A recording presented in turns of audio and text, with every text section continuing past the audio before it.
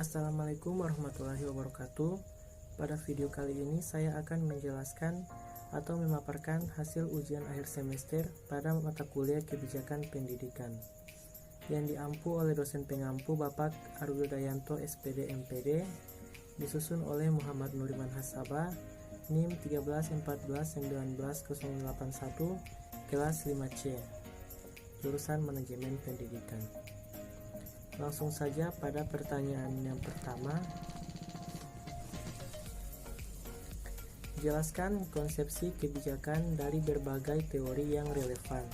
Sumber rujukan 10 tahun terakhir sekaligus disintesis menurut pendapat Anda. Berdasarkan teori, menurut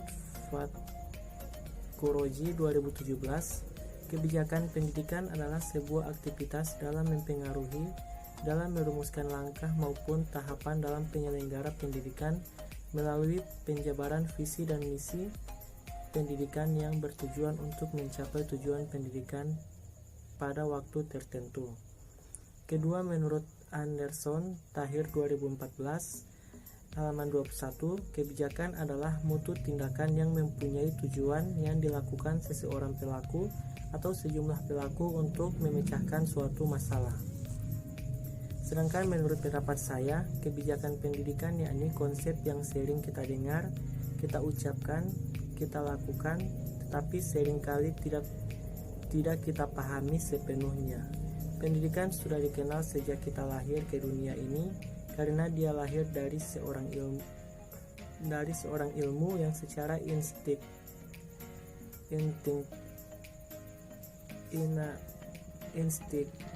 akan melindungi dan mengajari anaknya sehingga menjadi dewasa. Pertanyaan yang kedua, jelaskan apa pertimbangannya mata kuliah ini diberikan kepada mahasiswa jurusan administrasi ataupun manajemen pendidikan. Apa manfaat dan relevansinya dengan keterampilan yang diharapkan dari lulusan MP ataupun AP di dunia kerja. Jawabannya, manfaat dari mata kuliah kebijakan pendidikan diberikan kepada mahasiswa jurusan manajemen pendidikan agar mahasiswa dapat menerapkan konsep dasar kebijakan pendidikan di dunia kerja. Kebijakan pendidikan juga dibuat untuk menjadi pedoman dalam bertindak, mengarahkan kegiatan dalam pendidikan ataupun organisasi atau sekolah dengan masyarakat dan pemerintah untuk mencapai tujuan yang telah ditetapkan. Adapun relevansinya dengan keterampilan yang diharapkan dari lulusan AP ataupun MP di dunia kerja, yaitu mampu membuat dan menjalankan suatu alternatif kebijakan pendidikan yang telah dipilih dan diputuskan. Nah, kesuksesan kebijakan pendidikan terletak pada adanya dukungan dari pemerintah dan sekolah yang sering berperan aktif dalam melaksanakan tugas-tugasnya. Pertanyaan yang ketiga, jelaskan pandangan Anda terkait proses formulasi kebijakan, implementasi, dan komunikasi yang dilakukan pihak terkait agar publik bisa berpartisipasi dalam kebijakan pendidikan di berbagai tingkat nasional, regional, maupun lokal. Ulasan jawabannya disertai satu contoh kebijakan pendidikan yang terkini menjadi perhatian publik. Jawabannya, proses formulasi kebijakan pendidikan ialah melalui 4 tahapan, yakni sebagai berikut. Yang pertama, problem identification, kedua, agenda setting, ketiga, policy problem formulation, dan keempat, policy design. Proses implementasi kebijakan merupakan tahapan yang bersifat praktis, berbeda dengan formulasi rumusan masalah ataupun perumusan kebijakan sebagai tahapan yang bersifat teoritis. Proses implementasi kebijakan pendidikan terdiri atas beberapa tahapan. Yang pertama ada tahapan pengetahuan peraturan perundangan. Kedua, pelaksanaan keputusan oleh instansi terlaksana. Yang ketiga, kesediaan kelompok sasaran untuk menjalankan keputusan. Dan yang terakhir, dampak nyata keputusan baik yang dikehendaki maupun tidak. Sedangkan contoh dari kebijakan pendidikan yang terkini menjadi perhatian publik seperti kebijakan penghapusan ujian nasional atau UN. Ujian nasional sendiri dilakukan pertama kali pada tahun 2003 sebagai metode untuk menentukan syarat kelulusan siswa di tingkat SD, SMP, dan SMA sederajat. Sebelum adanya kebijakan penghapusan ujian nasional, UN sudah mendapat banyak pro dan kontra di masyarakat. Oleh karena itu, kebijakan mengenai ujian nasional ini akhirnya dianalisa kembali oleh pihak yang berwenang.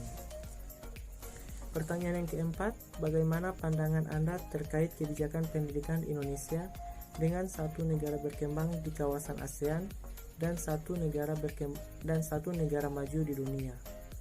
Kebijakan pendidikan di Indonesia, seperti kebijakan pendidikan di Indonesia itu telah beberapa kali mengalami perubahan. Beberapa kebijakan pendidikan Indonesia antara lain tentang diadakannya ujian nasional atau UN, pembuatan rencana pelaksanaan pembelajaran atau RPP yang membebani guru, dan kesenjangan apresiasi pemerintah terhadap guru PNS dan honorer. Kedua, kebijakan pendidikan di kawasan ASEAN atau Singapura. Kebijakan pendidikan di Singapura dirancang untuk memberikan pandangan dan preferensi belajar yang bervariasi kepada siswa dengan menggunakan berbagai profil pengajaran. Dari usia 6 tahun, siswa masuk sekolah dasar selama 10 sampai 11 tahun, yang kemudian dilanjutkan dengan sekolah menengah 4 sampai 5 tahun. Sedangkan kebijakan pendidikan di negara maju seperti Belanda, pada dasarnya Belanda mengenal wajib belajar untuk anak usia 2 sampai 18 tahun. Wajib belajar 6 tahun diperkenalkan pada tahun 1900 untuk 6 sampai 12 tahun. Namun undang-undang ini sering mengalami perubahan sampai 1969 ketika anak-anak usia 6 sampai 16 tahun mengikuti pendidikan penuh waktu. Pertanyaan yang terakhir, jelaskan apa yang menjadi harapan dan rekomendasi Anda terkait kebijakan pendidikan Indonesia ke depannya. Bagaimana sebaiknya relasi politik kekuasaan dengan kebijakan pendidikan memajukan dan mencerdaskan kehidupan bermasyarakat. Harapan saya terkait kebijakan pendidikan Indonesia ke depannya yaitu antara lain mempersatukan tekad demi masa depan Indonesia, pemerataan kualitas ilmu pengetahuan untuk seluruh pelajar kota hingga pelosok desa, bantuan pendidikan untuk pelajar di mana pandemik, perbaikan terhadap sistem pendidikan yang ada, dan terakhir peningkatan kualitas jaringan internet untuk penyebaran pengetahuan. Sedangkan relasi kekuasaan dengan kebijakan mencerdaskan kehidupan bermasyarakat, yakni perubahan kebijakan politik pendidikan terjadi karena efek sistem politik yang ada sebagai sistem kebijakan. Pendidikan tidak bisa dipisahkan dari konfigurasi politik pada suatu negara. Ada hubungan yang sangat erat antara pendidikan dan perubahan sistem politik dengan segala dinamikanya. Bahkan dalam kebijakan pendidikan akan tersalur apa yang akan menjadi kemauan politik dari penguasa sebagai pemegang amanat kebijakan politik. Sistem politik akan menentukan arah kebijakan pendidikan.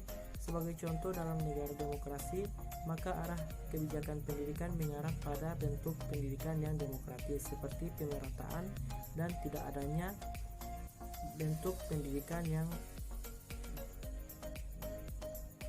demokratis.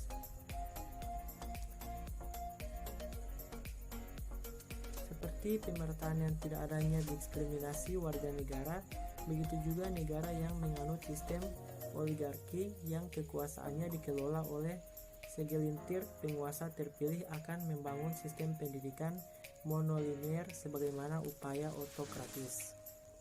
Demikianlah 5 pertanyaan